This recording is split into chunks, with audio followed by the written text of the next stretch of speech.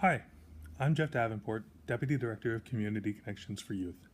As I mentioned in a previous video, at CCFY we've launched a campaign we're calling No Kids in Cages. I want to tell you a little bit more about this campaign and why I want you to join us. First, let me share a story. My father was born in 1927.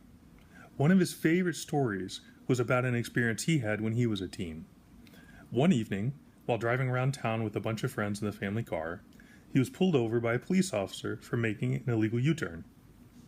When the police officer approached the car, he looked in and said, "Jack Moran, if I ever catch you doing that again, I'm going to tell your mother." With that, he let them go, not even giving them a ticket. For my dad, this was just a humorous story about growing up in a small town in Texas. But I've heard variations of this story numerous times, representing the experiences of people from all walks of life, from all over the country. You see, there was a time when parents, relatives, neighbors, faith leaders, teachers, communities were the ones who dealt with youthful misbehavior.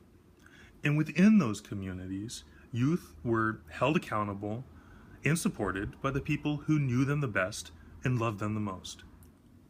At some point, we began to outsource this responsibility. Nowadays, in too many communities, we rely on law enforcement and incarceration to deal with youthful misbehavior. We've delegated to police, to corrections officers, to probation officers, the responsibility for shaping the behavior of our young people. I'll say a lot more about this in my next video, but believe me when I tell you, this simply is not working. With our No Kids in Cages campaign, we are trying to reverse this trend. At CCFY, we are equipping members of the community to be the first responders to youthful misbehavior.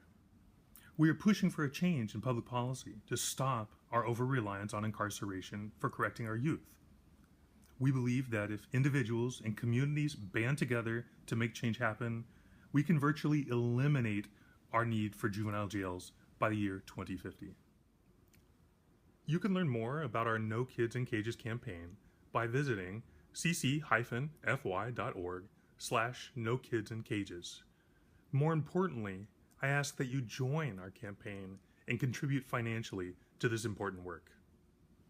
With your help, we can make this world a place where there are no kids in cages.